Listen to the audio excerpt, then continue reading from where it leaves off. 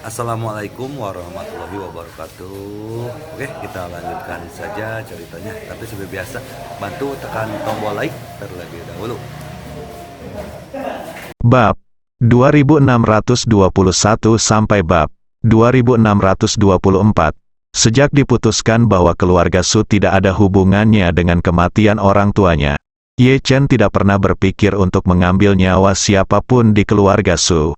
Su Soudao bisa melepaskannya dan mewujudkannya, apalagi Su Zifei. Dan dia menyuruh orang-orang diam-diam melindungi Su Zifei Zhouquan, dan demi Du Haiking dan Su Ziyu. Ziarah ke kuil Johang tidak seperti Kong Delong mengendarai sepeda ke Jinling, yang terakhir memiliki sepeda, dan orang-orang yang dia lewati adalah yang paling maju secara ekonomi di Tiongkok. Di kawasan ini, selama Anda tidak mengayuh sepeda secara membabi buta di jalan raya, pada dasarnya tidak ada bahaya bagi kehidupan Anda. Tapi Su Zifei berbeda. Sepanjang perjalanan ke barat, lingkungan menjadi semakin buruk. Jika Anda tidak berhati-hati, akan ada bahaya di mana-mana. Jika Anda tidak melindunginya secara diam-diam, bagaimana Anda bisa memberitahu Du Haiking dan Su jika dia meninggal dalam perjalanan? Ziyu menjelaskan.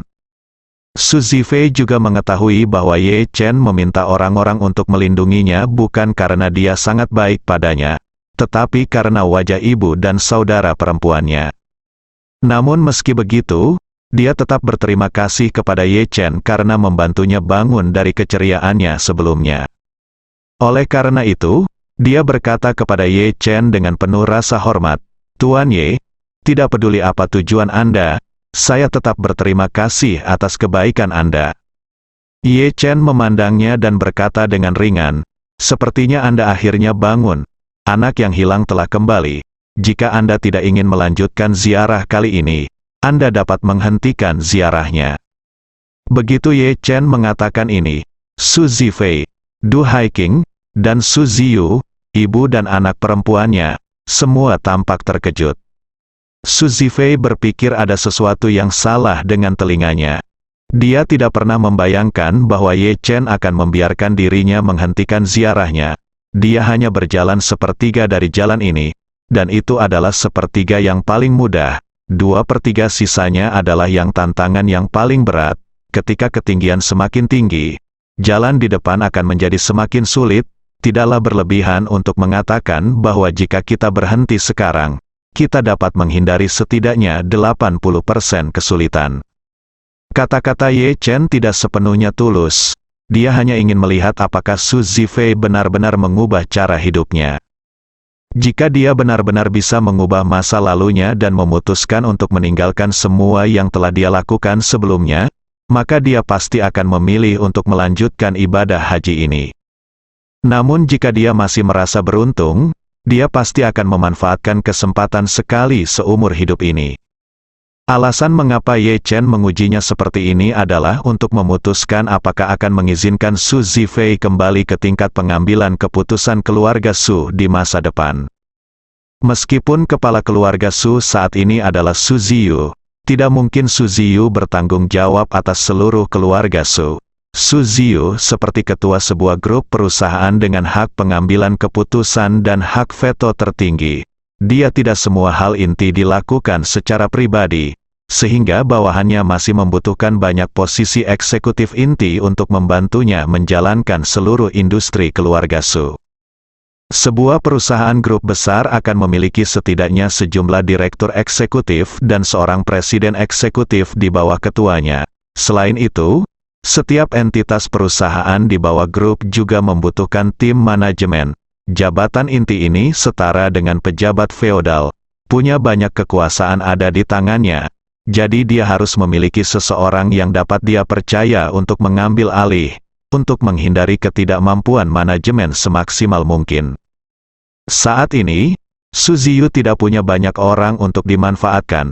Ayahnya telah menjadi tahanan rumah oleh keluarga He dan tidak bisa ikut campur dalam urusan keluarga Su.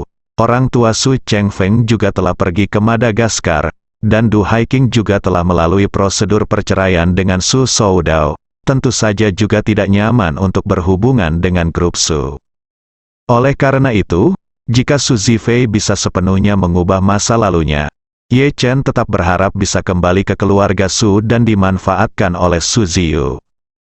Karena gagasan inilah Ye Chen memutuskan untuk memberikan ujian nyata kepada Su Zifei. Jika Su Zifei lulus ujian ini, meskipun dia menjadi sosok nomor 2 di keluarga Su, dia tidak akan menghentikannya. Tetapi jika Su Zifei gagal dalam ujian ini, maka mulai hari ini, meskipun dia bisa mendapatkan kembali kebebasannya, dia tidak akan pernah diizinkan untuk terlibat dalam properti keluarga Su. Karena dia ingin menemukan bawahan yang benar-benar dapat dipercaya dan setia untuk Su Ziyu, jadi dia tidak boleh menanamkan bahaya tersembunyi apapun pada kandidat ini. Setiap kali Su Zifei memiliki sedikit pun gagasan untuk menyerah dalam ziarah ini, dia dikecualikan. Du Haiking dan Su Ziyu tidak mengetahui niat sebenarnya Ye Chen. Ketika mereka mendengar bahwa Ye Chen bersedia memberi Su Zifei kesempatan yang lunak, mereka secara alami bersemangat dan berharap Su Zifei akan menyetujuinya. Tetapi Su Zifei ragu-ragu sejenak dan kemudian berkata, "Tuan Ye, terima kasih atas kebaikan Anda, tetapi saya masih ingin menyelesaikan ziarah ini." Ye Chen berkata tanpa ekspresi, "Anda harus berpikir dengan hati-hati sebelum melanjutkan. Ini akan lebih sulit, Anda akan memasuki pegunungan, memasuki dataran tinggi, memasuki tanah tak bertuan, bahkan harus mendaki beberapa gunung dengan ketinggian 4 hingga 5.000 meter. Anda tidak lagi dikelilingi oleh kota-kota modern. Sebaliknya, Anda akan hampir tidak dikelilingi oleh siapapun di dunia primitif yang terukir ini, di mana lingkungannya berbahaya dan hewan liar berkeliaran. Kemungkinan besar penyakit ketinggian biasa dapat membunuh Anda." Su Zifei mengangguk dan berkata dengan tulus, "Saya tahu jalannya depan akan sangat sulit. Tetapi saya masih ingin menyelesaikan masalah ini dan tidak menyerah di tengah jalan. Sejujurnya, saya tidak memiliki keyakinan atau rasa kagum sebelumnya. Tetapi setelah pengalaman beberapa bulan ini, saya sudah memiliki keyakinan saya sendiri dalam hati saya. Keimanan seperti ini bukan agama, tapi ketekunan menuju tujuan.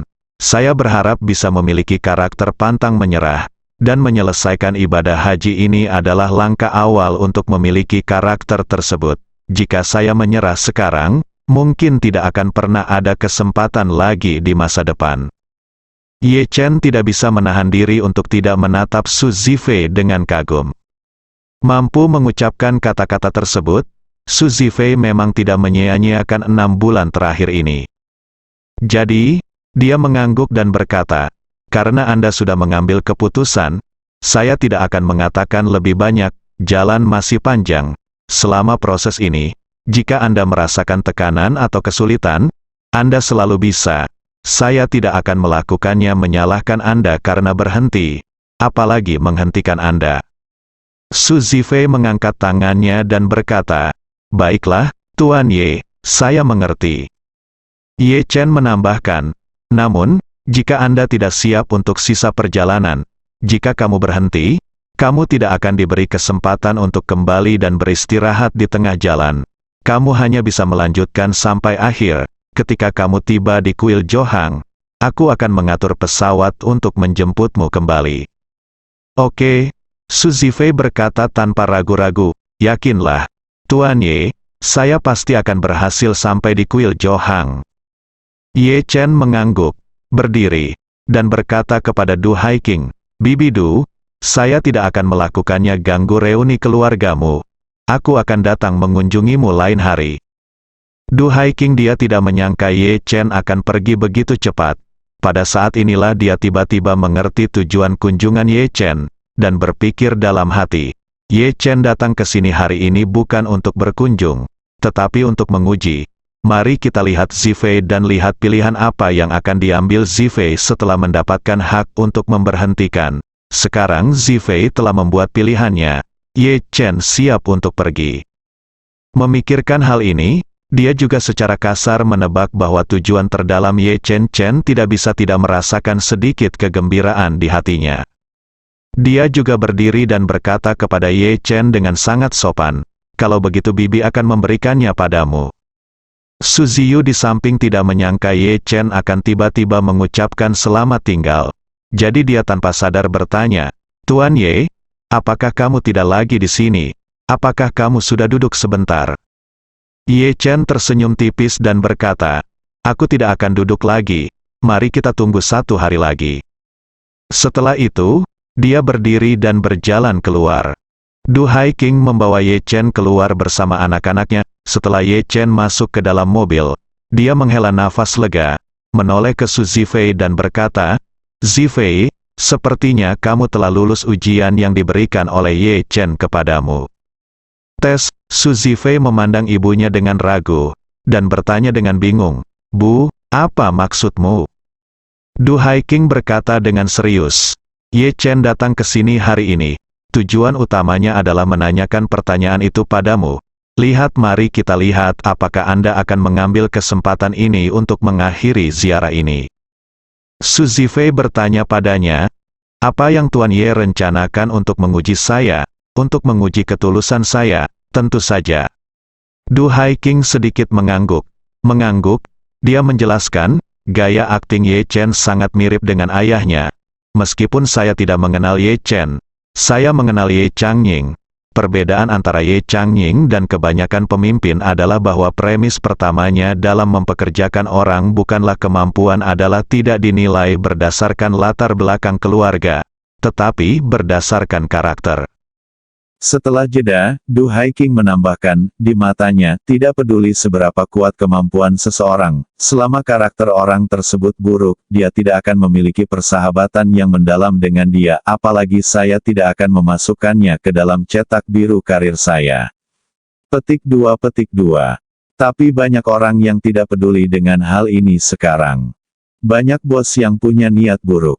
Mereka hanya ingin memeras kemampuan dan nilai pihak lain dan membuangnya begitu saja. Jadi mereka mempekerjakan orang, pertama lihat kemampuan, bukan karakter, tapi orang seperti itu seringkali menjadi pedang bermata dua. Sekalipun mereka bisa menciptakan sejumlah nilai dalam waktu singkat, dua orang dengan niat buruk dan keduanya ingin pemenang mengambil semuanya, bagaimana mungkin menciptakan situasi win-win? Oleh karena itu, dalam jangka panjang, situasi ini pasti lebih banyak merugikan daripada menguntungkan. Justru karena inilah prasyarat pertama Ye Changying karena mempekerjakan orang berarti memiliki karakter yang baik. Pada titik ini, Du Haiking menambahkan, Ye Chen pasti memiliki tujuan membiarkan He Yingxiu menjadikan ayahmu sebagai tahanan rumah.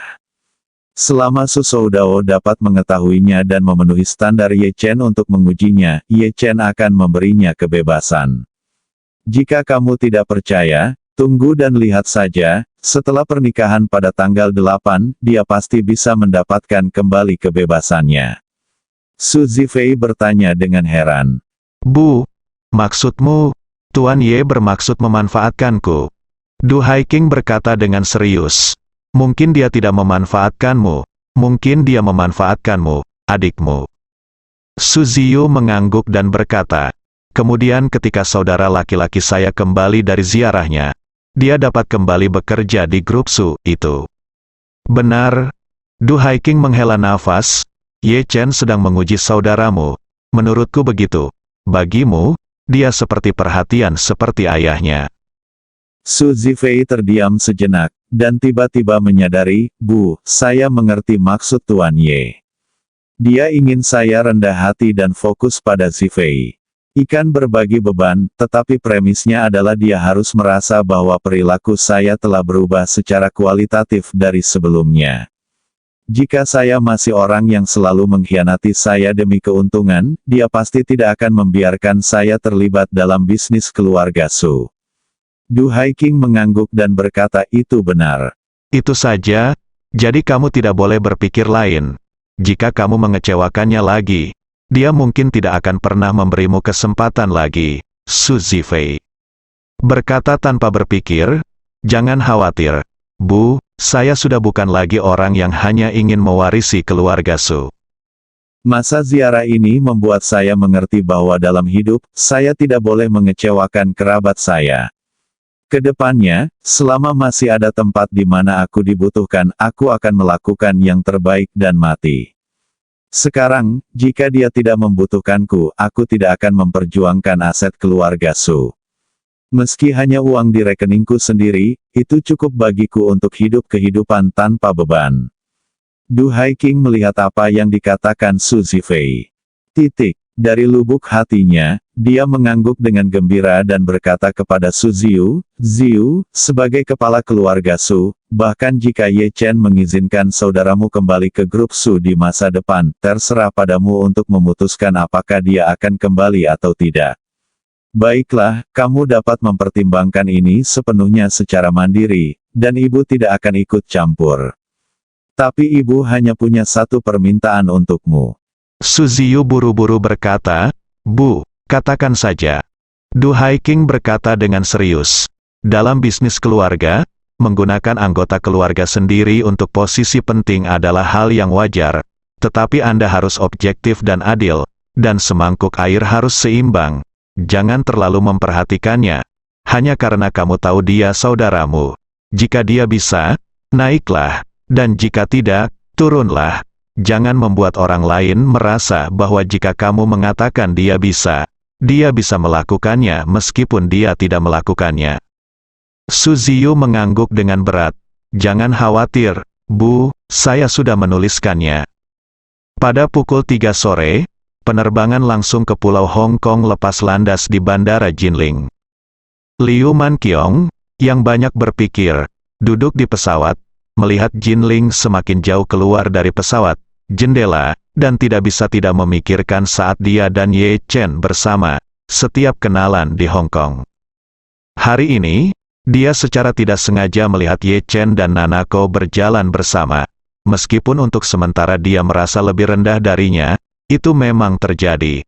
Tidak mempengaruhi rasa cintanya yang mendalam pada Ye Chen sedikitpun. Sekarang dia hanya memikirkan masa depan.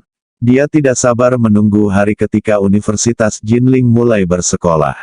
Dia bahkan memutuskan untuk menelepon Ye Chen setelah semester dimulai untuk memberitahunya bahwa dia datang ke Jinling untuk berbisnis dan memintanya untuk bertemu dengannya. Tunggu sampai mereka bertemu untuk memberitahunya berita bahwa dia telah bergabung dengan Universitas Jinling. Dan Liu Manqiong juga telah bersiap untuk yang terburuk. Bahkan jika Ye Chen tidak senang ketika dia menemukannya keluar dan bahkan ingin meninggalkan Jinling, dia tidak peduli. Ini adalah pertama kalinya dia datang ke dunia ini untuk mengalami kehidupan, dan ketika dia bertemu seseorang yang dia sukai, dia hanya ingin lebih dekat dengannya. Tetapi tidak ada yang bisa membujuknya. Saat pesawatnya perlahan-lahan terbang menjauh dari Jinling, pesawat lain perlahan mendarat di landasan pacu Bandara Jinling. Pesawat lepas landas dari Madagaskar di Afrika dan terbang 10.000 km ke Jinling. Penumpang di pesawat itu adalah Su Chengfeng, yang tua pria dari keluarga Su yang telah menjadi pemilik tanah besar di Madagaskar. Dia menerima hadiah dari putranya Su Soudao. Diundang, dia datang jauh-jauh dari Madagaskar untuk menghadiri pernikahan. Ketika dia mengetahui bahwa putranya akan menikah dengan He Yingxiu, pikiran pertama Su Chengfeng adalah keterkejutan, dan pikiran kedua adalah kelegaan.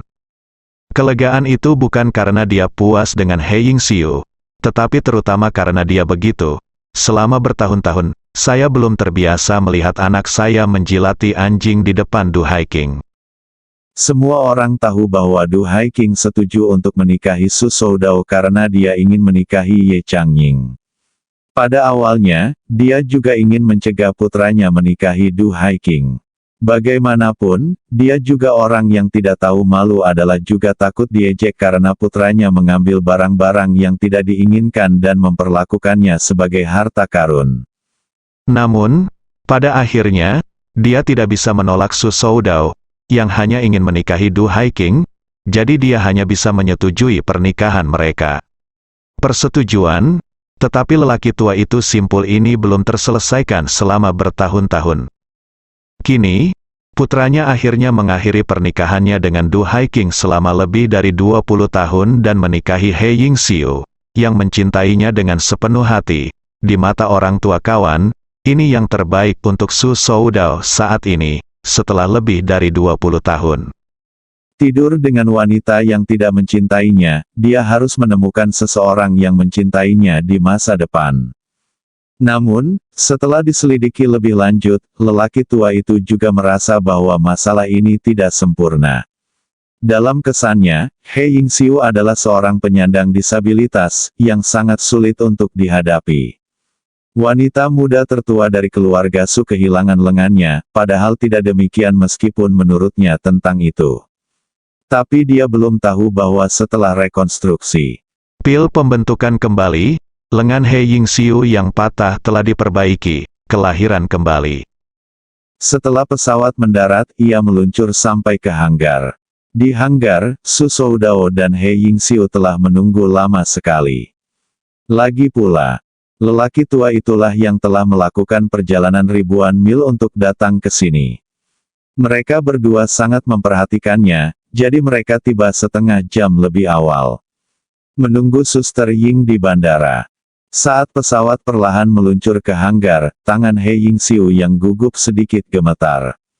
Hal ini terutama karena dia tidak yakin apakah Tuan Su, yang memiliki temperamen kuat dan penglihatan tinggi, benar-benar bisa menyukainya. Sebagai calon menantu perempuan saya, apa yang harus saya lakukan jika dia tidak puas dengan saya dan menuduh saya tidak layak untuk putranya? Su Soudao memperhatikan kegugupan He Yingxiu dan berbisik di telinganya.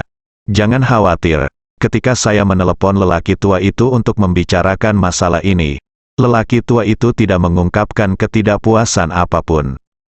He Yingxiu berkata dengan cemas, saya tahu karakter tuannya. Dia acuh tak acuh terhadap emosi dan kemarahan, dan dia suka marah tiba-tiba, jadi saya khawatir dia menahan napas. Tidak, Su Soudao menghibur sambil tersenyum. Orang tua itu bukan lagi orang tua yang maha kuasa. Dia sekarang fokus beternak kuda. Ketika saya bilang kami akan menikah dan mengundangnya, reaksi pertamanya adalah menghitung waktu. Itu dikatakan bahwa dia membeli sebuah peternakan kuda dengan beberapa kuda. Kuda betina itu akan segera melahirkan, dan dia tidak ingin melewatkan kelahiran anak kudanya. He Yingxiu menghela nafas lega, tetapi dia masih sedikit tidak yakin, sebelum menerima penegasan tatap muka dari sang ayah. Saat ini, tangga telah merapat, pintu kabin terbuka, dan Su Chengfeng, yang mengenakan kemeja lengan pendek dan celana besar, keluar dari pesawat. Ketika dia melihat Su Soudao dan He Yingxiu, dia melambai kepada mereka di pesawat sambil tersenyum dan berjalan sedikit lebih cepat. Ketika Su Soudao melihatnya tersenyum dan melambai, dia berbisik kepada He Yingxiu, lihat, lelaki tua itu sepertinya sedang dalam suasana hati yang baik. Setelah itu, dia berinisiatif untuk menyambutnya dan berkata dengan hormat, ayah, kamu sudah bekerja sulit di sepanjang jalan. Su Chengfeng melambai, dia melambaikan tangannya dan berkata sambil tersenyum, tidak sulit, saya hanya makan dan tidur sepanjang jalan. Apa kerja kerasnya? He Yingxiu juga berjalan ke arah Su Chengfeng dengan cemas saat ini, membungkuk hormat, halo, Tuan. Su Chengfeng tersenyum. Lalu dia berkata, kalian berdua akan segera mengadakan pernikahan, mengapa Anda masih memanggil saya Tuan? Selain itu, saya bukan lagi kepala dari keluarga Su. Tidak perlu memanggilku begitu sopan. Aku lebih tua dari ayahmu. Kamu bisa memanggilku paman dulu.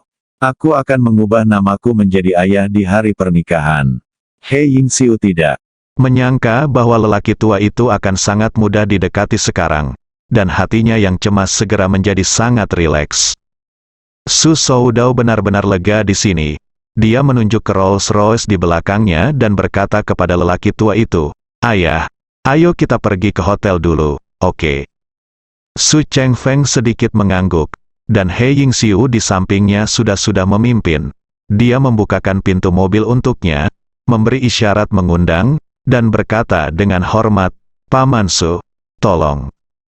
Su Chengfeng tanpa sadar menjawab, dan hendak masuk ke dalam mobil ketika dia tiba-tiba menemukan bahwa He Yingxiu sebenarnya membuat isyarat undangan dengan kedua tangannya. Dia tertegun dan menunjuk ke tangan kanan He Yingxiu, bergumam, "Yingxiu, kamu, apa yang terjadi dengan tangan kananmu?"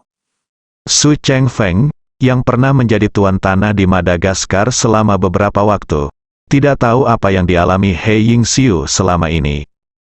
Dia baru ingat bahwa salah satu lengannya He Yingxiu dipotong untuk menyelamatkan putranya. Luka sebahu hampir memotong seluruh lengan kanannya. Namun, He Yingxiu di depannya mengenakan rok panjang berlengan setengah, dan lengannya tampak utuh dan fleksibel. Su Chengfeng juga orang yang telah melihat dunia. Dia tahu betul bahwa berdasarkan ilmu pengetahuan saat ini bahkan kaki palsu terbaik pun tidak akan berfungsi. Juga tidak mungkin untuk mencapai tingkat yang realistis dan fleksibel seperti itu. Melihat ekspresi terkejutnya, He Yingxiu hendak menjelaskan, tetapi Su Soudao di samping dengan cepat berkata, "Ayah, ceritanya panjang, mari kita bicarakan setelah kita masuk ke dalam mobil." Su Chengfeng tahu bahwa mungkin ada sesuatu yang tersembunyi. Maksudnya dalam hal ini, jadi dia mengangguk dan berkata dulu masuk ke mobil. He Yingxiu segera masuk ke dalam mobil, sementara Su Soudao mengemudikan mobilnya sendiri. Setelah mobil dinyalakan, Su Soudao berkata kepada Su Chengfeng yang duduk di kursi belakang, "Ayah, sejujurnya, lengan kanan Yingxiu telah kembali ke keadaan semula, pulih ke keadaan semula." Mata Su Chengfeng membelalak dan dia berseru, "Maksudmu, lengan Yingxiu yang patah telah beregenerasi?" "Iya." Su Soudao mengangguk, "Itu benar. Kejadian ini terlalu mengejutkan. Tapi untungnya, Yingxiu sudah tidak berada di Jinling selama ini. Jadi tidak ada yang tahu tentang dia. Saya khawatir saya baru saja membocorkannya keluar. Jadi jangan beritahu siapapun tentang hal itu." Su Chengfeng bertanya dengan sangat terkejut. "Bagaimana ini bisa dilakukan? Saya belum pernah mendengar tentang teknologi medis seperti itu sekarang." Setelah mengatakan itu, Su Chengfeng tidak menunggu jawaban Su Soudao, dan tiba-tiba melebarkan matanya dan berseru, Apakah karena Ye Chen?" Su Chengfeng dapat membawa keluarga Su ke puncak Tiongkok selangkah demi selangkah, dan kemampuan serta kekuatan otaknya sendiri juga tak tertandingi. Orang-orang luar biasa, ketika menghadapi hal-hal luar biasa seperti itu, hal pertama yang terlintas dalam pikiran adalah Ye Chen. Selain Ye Chen, dia benar-benar tidak bisa berpikir orang lain yang mempunyai kemampuan tersebut. Su Soudao tidak menyembunyikan apapun, mengangguk dan berkata, "Kamu menebaknya dengan benar, itu Ye Chen." Ye Chen memiliki pil yang dapat membuat orang meregenerasi anggota tubuh mereka yang terputus. Yingxiu meminum pil yang dia berikan dan pil itu tumbuh kembali. Dia kehilangan lengan kanannya. Itu belum terhitung. Yang paling dilebih-lebihkan adalah Takehiko Ito dari keluarga Ito Jepang. Dia pernah diburu oleh keluarga Takahashi sebelumnya. Dia melompat dari jembatan dan kakinya diamputasi. Dia meminum obat yang diberikan oleh Ye Chen. Setelah meminum ramuan itu, kedua kakinya tumbuh kembali utuh. Saya kira, Su Chengfeng bergumam kaget, kekuatan magis macam apa yang dimiliki orang ini Ye Chen, ini tidak bisa dipercaya, bisa menjadi kenyataan di tangannya. Bahkan dalam dongeng, aku belum pernah mendengar tentang pil apapun yang dapat meregenerasi lengan seseorang yang patah. Su Soudao menghela nafas, kemampuan Ye Chen tidak lagi seperti milik kita. Ini adalah sesuatu yang dapat dipahami oleh orang biasa. Izinkan saya memberitahu Anda ini. Ruoli telah dipromosikan oleh Ye Chen satu demi satu dan sekarang menjadi prajurit bintang 5. Apa? Su Chengfeng merasa pusing dan bertanya tanpa sadar. Ruoli sekarang menjadi prajurit bintang 5? Apakah kamu sudah menjadi prajurit bintang 5? Bagaimana saya bisa mengingat bahwa lelaki tua dari keluarga He hanya setingkat prajurit bintang 3? Su Soudao mengangguk. Inilah keuntungan didukung oleh Ye Chen. Anda mengetahuinya di Gunung Yeling hari itu. Wan Po Jun juga mengagumi Ye Chen. Dengan kekuatan dan karakternya, berkat Ziyu dan Ruoli dia bisa tinggal di keluarga Su hingga hari ini. Jika tidak, keluarga Su akan memilikinya. Telah benar-benar diinjak-injak sekarang. Ping. Su Chengfeng menjabat tangannya dan menghela nafas, merupakan keberuntungan bagi keluarga Suku untuk mengenal Yu dan Ruoli. Setelah mengatakan itu, dia melihat ke arah He Yingxiu yang sedang duduk di kopi lot, dan berkata dengan wajah penuh rasa malu, "Yingxiu, ketika aku menyerahkan Ruoli demi keluarga Su, aku merasa sangat malu. Kuharap kalian berdua tidak menaruh dendam padaku." He Yingxiu berbalik berkeliling dan berkata dengan serius, "Paman Su, aku tahu apa yang terjadi pada Ruoli saat itu. Terlebih lagi, masalah ini tidak bisa disalahkan padamu sendiri. Zhou Dao juga bertanggung jawab. Jika dia tidak membiarkan Ruoli melakukan pembunuhan besar-besaran di Jepang dan menghapusnya dari seluruh keluarga Matsumoto, dia tidak akan memaksa Ruoli ke dalam situasi pasif seperti itu." Su Chengfeng menghela nafas dan bertanya padanya, "Yingxiu, di mana Ruoli sekarang? Saat aku kembali kali ini, aku harus meminta maaf padanya di orang." Su Soudao menjawab lebih dulu, "Ruoli sedang mempersiapkan pernikahan di hotel. Kamu bisa menemuinya saat kamu pergi ke sana nanti." "Oke." Su Chengfeng mengangguk dan bertanya, "Kali ini kamu menikah. Apakah Ye Chen meminta Zifei untuk kembali?" "Kembali?" Su Soudao menjawab. Dia berkata, "Zifei juga baru saja kembali ke Jinling. Tapi aku belum melihatnya. Dia dan Ziyu pergi ke tempat hiking dulu." "Oh ya?" Su Chengfeng berkata dengan emosi, "Saya hampir lupa bahwa hiking juga menetap di Jinling." Saat dia berbicara, ekspresinya menjadi lebih malu, dan dia berbisik, "Saat itu, saya membunuh hiking dan hampir membunuh Ziyu juga. Aku selalu merasa bersalah terhadap mereka berdua, tapi aku tidak tahu apakah aku akan melakukannya kali ini. Aku tidak punya kesempatan untuk berkunjung, dan aku minta maaf kepada hiking. Kenapa tidak bukankah kamu memintanya untukku?" "Ya." Su Soudao berkata dengan canggung, "Aku tidak punya kontak lagi dengan hiking. Aku akan bertanya padanya nanti. Ikan, biarkan dia menyapa hiking. Jika hiking setuju untuk bertemu denganmu, biarkan Ziyu mengantarmu ke sana." "Oke, oke." Su Chengfeng mengangguk ringan dan berkata dengan tulus, "Periode waktu ini di Madagaskar, saya telah sepenuhnya memikirkannya. Di masa lalu, aku terlalu menghargai kekayaan dan kekuasaan keluarga Su, dan keluarga serta hubungan manusiaku sangat melemah. Kini setelah aku kembali ke rumah, aku menyadari betapa bencinya diriku. Kuharap sebelum aku kembali kali ini, aku bisa mendapatkan pengampunan dari Ruoli, Ziyu dan hiking." Ketika Su Chengfeng berkuasa, dia sombong. Tetapi ketika dia dirampas segalanya oleh Ye Chen, keadaan pikirannya juga banyak berubah, perubahan besar. Seiring bertambahnya usia, apa yang dilakukannya saat itu telah menjadi simpul di hatinya, dan ia dengan tulus berharap dapat dimaafkan oleh anak cucunya. Kali ini ia kembali menghadiri pernikahan Su Soudao untuk melepaskan ikatan tersebut. Kesempatan bagus. Setelah hening beberapa saat, Su Chengfeng memikirkan sesuatu dan tiba-tiba bertanya kepada Su Soudao, "Sudao, siapa yang akan menjadi saksi pernikahanmu dengan Yingxiu?" "Saksi?" Su Soudao berkata tanpa sadar, "Kami tidak mengundang saksi, dan pernikahan ini selain saya dan keluarga Yingxiu, kami tidak mengundang orang luar, jadi kami memutuskan untuk merahasiakannya dan menyelesaikannya." Ruoli mengundang pembawa acara pria terkenal dari Yanjing untuk menjadi pembawa acara tamu dan saksi. "Aku belum mempertimbangkannya." Su Chengfeng mengangguk dan berkata dengan serius, "Kalian berdua meluangkan waktu untuk mengundang Ye Chen dan melihat apakah dia bersedia menjadi saksimu." "Ye Chen?" Su Soudao berkata dengan canggung, "Ayah, saya tidak keberatan dengan Ye Chen. Hanya saja ketika orang meminta saksi, mereka selalu bertanya kepada orang yang lebih tua atau pemimpin. Bagaimana mereka bisa meminta junior untuk menjadi saksi? Junior?" Su Chengfeng tersenyum dan bertanya padanya, "Soudao, apakah menurutmu dengan situasi kita saat ini, Kita masih memenuhi syarat untuk mendiskusikan senioritas dengan Ye Chen.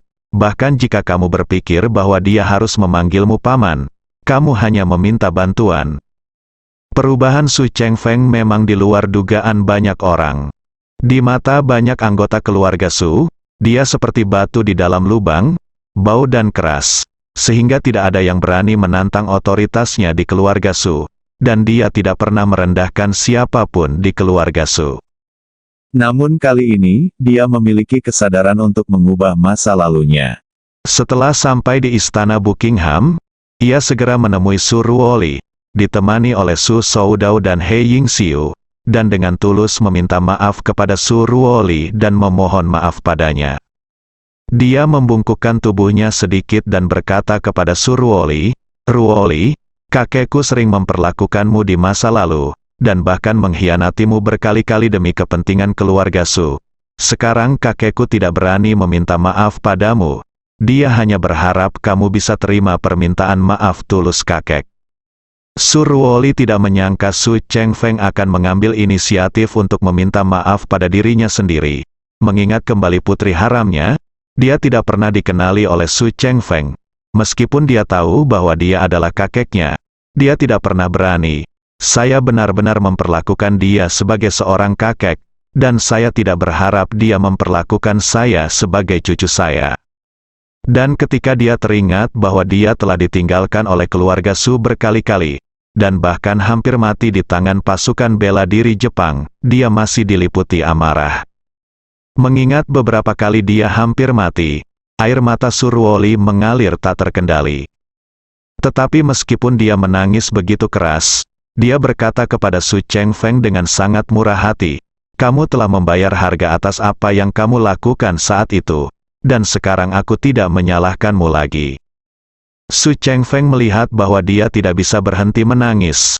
Saya menitikkan air mata dan merasa malu di hati. Tapi untungnya, Su Ruoli masih mau memaafkan dirinya sendiri, dan itulah yang diinginkannya. Kemudian, Su Soudao menelepon Su Ziyu dan memberitahunya bahwa lelaki tua itu ingin mengunjungi Du Haiking di rumah. Setelah Du Haiking mengetahuinya, dia juga menyatakan sambutannya dengan murah hati. Su Soudao ingin menemani Su Chengfeng, tetapi Su Chengfeng memperingatkannya dengan suara rendah, "Sudao, karena kamu akan menikahi Yingxiu, kamu harus menjaga jarak dari Haiking. Jangan membuat Yingxiu merasa tidak nyaman lagi. Ngomong-ngomong, Haiking, saya hanya akan meminta sopir untuk mengantar saya ke sana. Anda dapat menemukan kesempatan untuk berbicara dengan Ye Chen dan melihat apakah dia bersedia menjadi saksi untuk kalian berdua." Su Soudao berpikir sejenak, mengangguk sedikit, dan berkata, "Baiklah ayah, saya akan mencari kesempatan untuk bertanya pada Ye Chen." Petik 2. Ketika Su Chengfeng menggunakan ketulusannya untuk mendapatkan pengampunan dari Du Haiking, Su Ziyu dan putrinya, Su Soudao berinisiatif untuk menelepon Ye Chen. Saat ini, Ye Chen sedang mengurung diri di villa pemandian air panas Champs-Élysées, bermeditasi dengan giat. Setelah keluar dari rumah Du Haiking pada sore hari, dia tidak sabar untuk datang ke sini, ingin terus mempelajari cincin yang diberikan Lin Waner kepadanya. Hari ini, cincin itu mulai berdetak lagi, yang membuat Ye Chen bingung. "Sejak saya mendapatkan cincin ini, saya bertindak seperti penipu energi spiritual. Tidak peduli berapa banyak energi spiritual yang saya curahkan ke dalamnya, ia tidak pernah merespons sama sekali. Namun, sejak terakhir kali ia melompat secara misterius di Universitas Jinling, hari ini di garasi bawah tanah Thomson Yipin, ini adalah kedua kalinya ia tiba-tiba melompat. Di alam bawah sadar Ye Chen, dia selalu merasa bahwa hal ini pasti tidak sederhana, karena jumlah energi spiritual yang dia masukkan ke dalam cincin ini sudah sangat besar. Jika dia menggunakan energi spiritual itu untuk mengaktifkan jimat guntur, seluruh Jinling akan diguncang badai selama setidaknya 3-5 hari. Hujan tidak pernah berhenti. Namun energi sekuat itu bisa hilang tanpa bekas saat memasuki cincin kecil ini. Apalagi daya dukung cincin ini sudah luar biasa. Ye Chen juga merupakan orang yang pernah membaca buku. ia mengetahui bahwa segala sesuatu di dunia ini harus mengikuti aturan dasar fisika, dan hukum kekekalan energi adalah salah satunya. Prinsip dasar hukum kekekalan energi adalah bahwa energi tidak akan tercipta dari udara tipis, namun juga tidak akan hilang begitu saja. Jika Anda membandingkan energi spiritual dengan listrik dan cincin ini dengan baterai, Anda dapat melihat dengan jelas apa yang tidak biasa pada energi tersebut. Biasanya baterai dengan ukuran yang sama tidak lebih dari baterai kancing biasa. Jumlah daya yang dapat disimpannya bisa dikatakan minimal, beberapa ratus miliampere sudah mencapai puncak teknologi baterai saat ini. Namun kondisi cincin ini saat ini seperti baterai kancing yang telah diisi ribuan bahkan puluhan ribu kilowatt jam. Jadi ada pertanyaan, energi sebesar itu, menurut hukum kekekalan energi, tidak akan pernah hilang dengan sia-sia, sehingga harus disimpan atau diubah oleh cincin dengan cara tertentu. Tapi, bagaimana cara melakukannya? Di mana ia menyimpan semua energi ini? Meskipun Ye Chen tidak dapat memahami dua pertanyaan ini untuk sementara waktu, dia dapat menemukan satu hal, yaitu bahwa cincin ini dapat menelan energi spiritual yang begitu kuat, yang membuktikan bahwa itu jelas bukan benda yang fana, dan bahkan telah melampaui Ye Chen pemahaman Chen tentang berbagai hal. Dengan artefak seperti itu di tangannya, tetapi dia tidak pernah bisa membongkar rahasianya, Ye Chen secara alami menggaruk kepalanya. Ye Chen juga mencoba mengirimkan energi spiritual ke dalamnya lagi, namun reaksinya masih sama seperti sebelumnya. Ia menerima semua energi spiritualnya dan mengabaikannya tanpa respon apapun. Semakin sering hal ini terjadi, semakin Ye Chen menjadi bingung tentang hal ini. Namun kini, ia tak lagi berani menuangkan energi spiritual ke dalam cincin tersebut secara sembarangan, sehingga ia hanya bisa memegang cincin tersebut dan melihatnya berulang kali, berusaha mencari tahu misteri dari cincin tersebut. Namun cincin ini sepenuhnya merupakan cincin polos tanpa garis atau tulisan apapun, permukaannya sangat halus bahkan tidak ada lubang kecil sekalipun.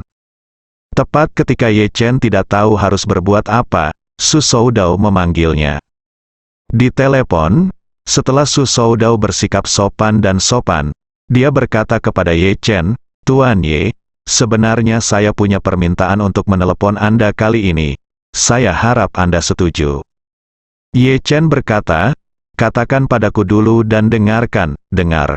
Su Soudao berkata, "Tuan Ye, saya ingin meminta Anda menjadi saksi pernikahan Ying Xiu dan saya. Kami tidak dapat mencapai posisi kami hari ini tanpa bantuan Anda. Tuan Ye, bagi kami berdua, kamu adalah orang kami yang paling mulia. Jadi paling tepat mengundang kamu untuk menjadi saksi. Saya harap kamu bisa menang." "Oke. Saya berjanji." Ye Chen hanya menanggapi permintaan Su Soudao sejenak. Setelah ragu-ragu, dia setuju. Dia merasa karena Su Soudao menanyakan masalah ini kepadanya, dia tidak akan melihat wajah biksu itu tetapi wajah Buddha. Bahkan jika itu demi Su Ziyu dan Su Ruoli, dia akan memberinya wajah ini. Apalagi di sana tidak ada orang luar dalam pernikahan ini. Hanya orang-orang dari keluarga Su, keluarga He, dan keluarga Ito. Su Soudao, yang awalnya mengira Ye Chen mungkin tidak setuju, segera menghela nafas lega setelah mendengar jawaban tegas Ye Chen, mengucapkan terima kasih yang sebesar-besarnya, lalu menutup telepon. Ye Chen mengesampingkan teleponnya, mengembalikan pandangannya kering, dan tidak bisa menahan diri untuk tidak bergumam, "Dasi tua, kamu telah menipuku begitu banyak energi spiritual." Tanpa mengucapkan sepatah kata pun terima kasih atau memberikan tanggapan apapun dari awal hingga akhir.